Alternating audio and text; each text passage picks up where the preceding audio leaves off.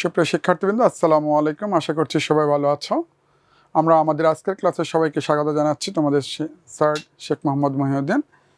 আমরা যে ক্লাসটিতে আগে ডিসকাস করেছিলাম, আজকের আলোচনার বিষয় হচ্ছে তোমাদের নবম দশম শ্রেণীর পাঠ্য বইয়ের চ্যাপ্টার 4 বা অধ্যায় 4, এবং আমাদের আজকের সেশন নাম্বার হচ্ছে 2। আর আজকের বিষয়ের নাম হচ্ছে আমাদের প্রকৃতি এবং প্রযুক্তিতে বহুপদী রাশি। আমরা আগের ক্লাসটিতে শুরু করার আগে বলতে পারি, আগের ক্লাসটিতে আমরা কি শিখেছিলাম।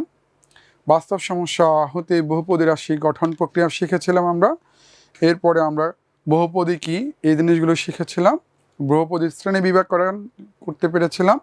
এক চলক বিশিষ্ট বহুপদী রাশির বৈশিষ্ট্য, চলক এবং ধ্রুবক কি, রাশির মাত্রা কি, এক চলক বিশিষ্ট বহুপদী রাশির সাধারণ রূপ কী ছিল সেটা নিয়ে আমরা ডিসকাস করেছি। চলো আজকের ক্লাসে আমরা যে যে জিনিসগুলো শিখবো বা যে যে অভিজ্ঞতা অর্জন করব সেই জিনিসগুলো হচ্ছে এক চলক বিশিষ্ট বহুপদীর বৈশিষ্ট্যগুলো কী কী, বহুপদীর মাত্রা সম্পর্কে বিস্তারিত ধারণা, বহুপদীর আরও শ্রেণীবিভাগ যেগুলো থাকতে পারে সেই শ্রেণীবিভাগগুলো, সমমাত্রিক প্রতিসম চক্রক্রমিক রাশি বা রাশির বহুপদী ধারণা, বহুপদীর সমীকরণ কী, এবং একাধিক চলক বিশিষ্ট বহুপদীর বৈশিষ্ট্যগুলো কী কী। এক চলক বিশিষ্ট এন ঘাতের একটি বহুপদীর স্ট্যান্ডার্ড রূপ বা আদর্শ রূপটা আমরা আগের ক্লাসে শিখেছিলাম। এটাকে আমরা বলি নর্মালি পি অফ এক্স। এটি আমরা দেখি a n x to the power n plus a n minus one x to the power n minus one plus a n two x to the power n minus two. আমরা যদি খুব carefully খেয়াল করি আমরা দেখব এখানে যে টার্মগুলো আছে সে টার্মগুলো এ দিয়ে শুরু করছি আমরা, a n x to the power n. খেয়াল করে দেখি একদম শেষ করছি কোথায় এসে, a nought x to the power nought. তাহলে একটা পলিনোমিয়ালের বা বহুপদীর এখানে টোটাল টার্ম কয়টা হবে, এন থেকে 0 পর্যন্ত, এন এন মাইনাস ওয়ান বা n minus two n minus three, এটা এন হবে n minus one n minus two n minus three, এইভাবে করতে করতে 0 পর্যন্ত টোটাল এন প্লাস ওয়ান সংখ্যক টার্ম থাকছে। আমি যদি বলি এখানে এক্স স্কোয়ার, তাহলে x square x x free term, 3টা টার্ম, টোটাল 3টে টার্ম থাকছে। এবং a n x to the power n এটা যখন আমরা লিখছি আমরা খেয়াল করে দেখি এটাকে আমরা বলছিলাম এ n x to the power N, এটাকে আমরা বলছিলাম পাওয়ার, এটাকে আমরা বলছিলাম ভেরিয়েবল বা চলক, আর এ এন এটাকে আমরা বলছিলাম কোএফিশিয়েন্ট।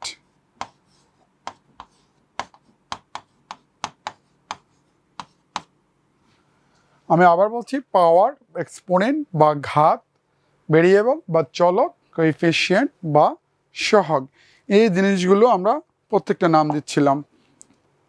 দেখি আমরা এই সম্পর্কে আর কি জানতে পারি। এখানে পদগুলোর মাত্রা ডিসেন্ডিং অর্ডারে ছোট হতে বড় আকারে, বড় হতে ছোট আকারে সাজানো হয়। এখানে পাওয়ার সর্বোচ্চ ছিল n, then n minus one, then n minus two, n minus two, n minus three, এভাবে 0 পর্যন্ত গিয়েছে। পুরো বহুপদীকে আমরা এই ফর্মেটে লিখতে পারি, sum of k equal to 0 to n a k x to the power k, এই আকারেও আমরা লিখতে পারি। পদ সংখ্যা হচ্ছে এখানে কয়টা, আমি একটু আগে বলেছিলাম এন প্লাস ওয়ান। এখানে মোট পদ সংখ্যা হচ্ছে এন প্লাস ওয়ান। এখানে বহুপদীটির মাত্রা হচ্ছে ডিগ্রি, ডিগ্রিটা হচ্ছে x to the power N এর, পাওয়ার হচ্ছে এন, তাহলে এখানে মাত্রা হচ্ছে এন। আমরা বলতে পারি মুখ্য পদ বা লিডিং টার্ম, যেখানে আমাদের বহুপদীর সর্বোচ্চ পাওয়ার থাকবে সেই টার্মটাকে বলা হয় মুখ্য টার্ম বা লিডিং টার্ম। তাহলে মুখ্য টার্ম হচ্ছে এ n x to the power N, and আমাদের জন্য যদি মুখ্য সহগ বা লিডিং কোএফিশিয়েন্ট হচ্ছে এ এন। তাহলে আমরা একটু দেখি পুরো জিনিসটাকে আমরা কি ফর্মেটে লিখেছি। বহুপদীটাকে sum of k equal to 0 1 to n a k x to the power k আকারে লিখতে পারি। এখানে পদসংখ্যা বা নাম্বার অফ টার্মস হচ্ছে এন প্লাস ওয়ান, বহুপদীর মাত্রা বা ডিগ্রি হচ্ছে এন, মুখ্য সহগ বা লিডিং টার্ম হচ্ছে এ n x to the power N, এবং মুখ্য সহগ হচ্ছে শুধুমাত্র এ অফ এন। আর ধ্রুবক পদ, আমরা ধ্রুবক পদের যে ডেফিনেশনটা বলেছিলাম, এক্স ফ্রি টার্ম বা ভেরিয়েবল ফ্রি টার্ম, এখানে এই পদটাতে আসলে এক্স টু দি পাওয়ার 0 মানে হচ্ছে 1, আমরা যেটা পাচ্ছি সেটা হচ্ছে এ নট। এ নটটাকে আমরা বলছি নট মানে 0, আমরা ইংরেজরা কিন্তু নট বলে, এই জন্য আমরা এ নট বলছি। শুধু ধ্রুবক পদ বা কনস্ট্যান্ট টার্ম হচ্ছে এ নট।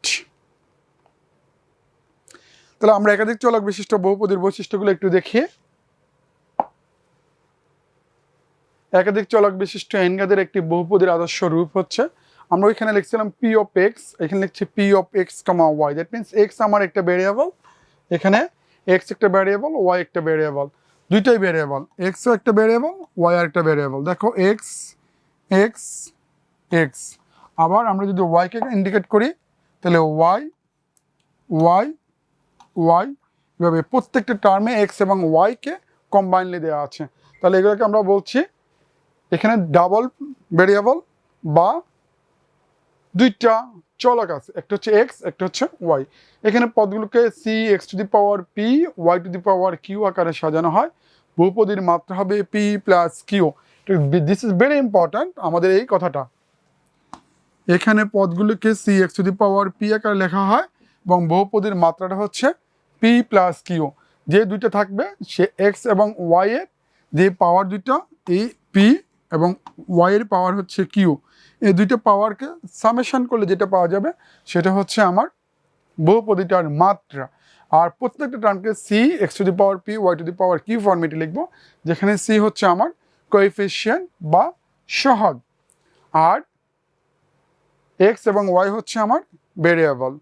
এখানে পদের সংখ্যা, আমার যদি আমি একটা টার্ম ইকুয়েশন লিখেছি বা এটা বহুপদী লিখেছি 1 2 3 4, চারটা টার্ম আছে, পদের সংখ্যা হচ্ছে 4।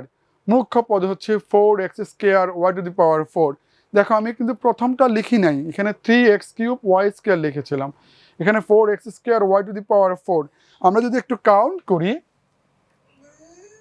কাউন্ট করলে আমরা খেয়াল করব এখানে এটা হচ্ছে 3, এটা হচ্ছে 2, 3 প্লাস 2 মানে হচ্ছে 5। পরের টার্মের জন্য এখানে হচ্ছে 2, এখানে হচ্ছে 4, তাহলে 2 প্লাস 4 ইজ ইকুয়াল টু 6। আবার পরের টার্মের জন্য যদি আমরা বলি, এটার জন্য যদি বলি এখানে হচ্ছে 1, এখানে হচ্ছে 3, তাহলে 1 প্লাস 3 ইজ ইকুয়াল টু 4। তাহলে আমরা দেখতে পাচ্ছি সবগুলো পদের মধ্যে 2 প্লাস 6 এটা হচ্ছে সর্বোচ্চ, 2 প্লাস 6 হচ্ছে সর্বোচ্চ। তাহলে এই টার্মটাকে আমরা বলবো লিডিং টার্ম, এই টার্মটা হচ্ছে আমার লিডিং টার্ম। এবং সবচেয়ে মজার বিষয় হচ্ছে যে কোনো টার্ম আমরা বলার সময় তার সামনে যে সিম্বল থাকবে প্লাস অথবা মাইনাস, প্লাস এবং মাইনাস এই দুইটাকে নিয়ে আমরা বলবো। যদি থাকে প্লাস প্লাস, যদি মাইনাস থাকে তাহলে মাইনাস নিয়েই বলবো। তাহলে এই টার্মটা হচ্ছে আমার লিডিং টার্ম। তাহলে 4x square y to the power 4। মুখ্য সহগ এক্স এবং ওয়াই হচ্ছে আমার ভেরিয়েবল, তাহলে মুখ্য সহগ হবে এক্স ওয়াই বাদে আর যেটা আছে সেটা হচ্ছে 4। তাহলে লিডিং কোএফিসিয়েন্ট ইজ 4। আর ধ্রুবক পদ যেটাতে কোনো ভেরিয়েবল নাই সেটা হচ্ছে 6। তাহলে আমরা বলতে পারি ধ্রুবক পদ বা কনস্ট্যান্ট টার্ম হচ্ছে 6। আমরা যদি আবার বহুপদীর যে শ্রেণী বিভাগগুলো করেছি, আগে ভেরিয়েবল অনুসারে করেছি, পাওয়ার অনুসারে করেছি, বা ঘাত অনুসারে আমরা একঘাতী, দুই ঘাতী বা দ্বিঘাতী, ত্রিঘাতী ইকুয়েশন বা পলিনোমিয়াল বলেছিলাম। আর পরবর্তীতে আমরা বলছি ভেরিয়েবল অনুসারে বা চলক অনুসারে, এক চলক বিশিষ্ট, দ্বিচলক বিশিষ্ট, তিন চলক বিশিষ্ট। আজকে আমরা বহুপদীর আর কিছু শ্রেণী বিভাগ শিখব।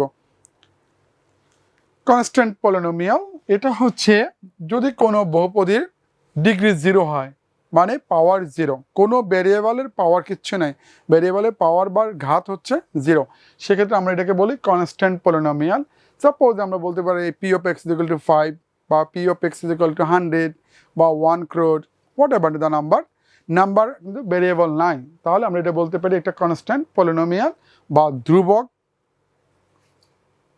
বহুপদী।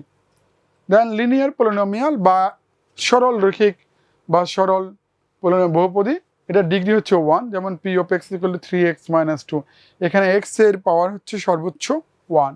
কোয়াড্রেটিক পলিনোমিয়াল বা দ্বিঘাতী, ডিগ্রি হচ্ছে 2, এখানে আমরা বলছি 2x² plus 5x plus 1 2x², এটাকে আমার কম্পিউটার লেখার সময় একটু চেঞ্জ হয়ে গিয়েছে, তাহলে এটা আমরা লিখতে পারি 2x² প্লাস 5x প্লাস 1।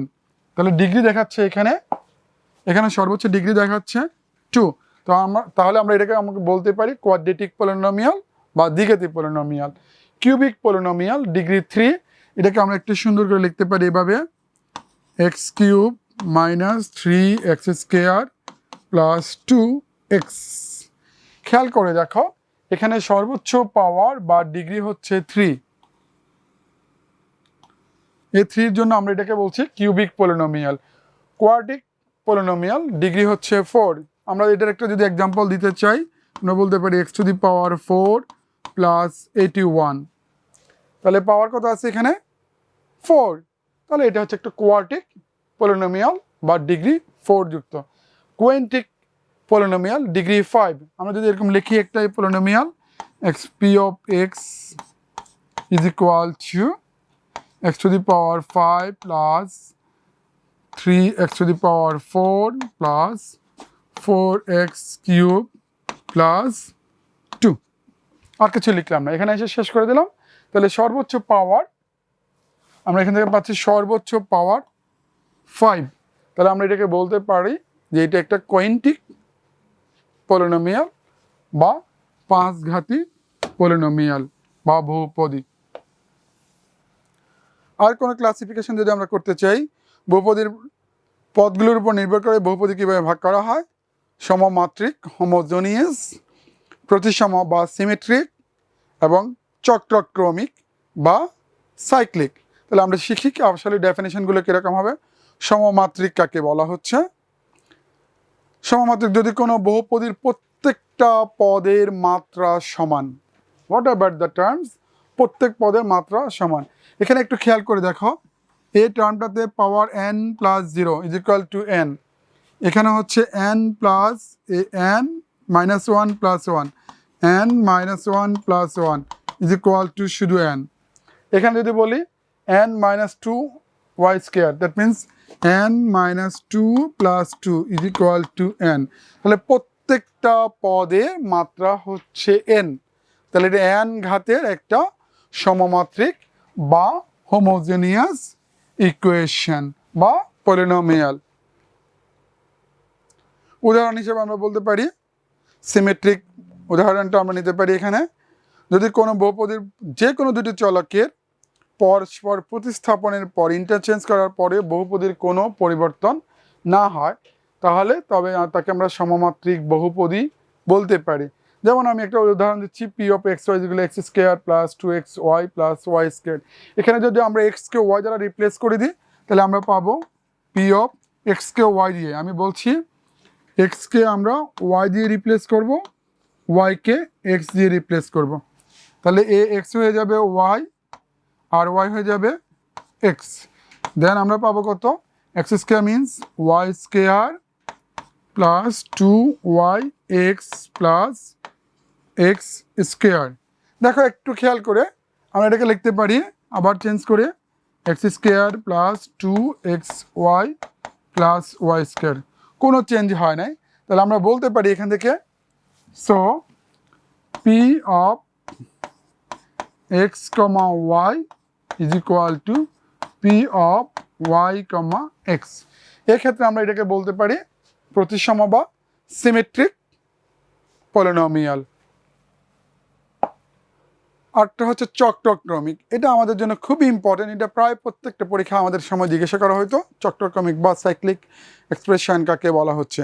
যদি কোনো 3 চলক বিশিষ্ট, এটা খুবই কমন জিনিস, খেয়াল রাখতে হবে।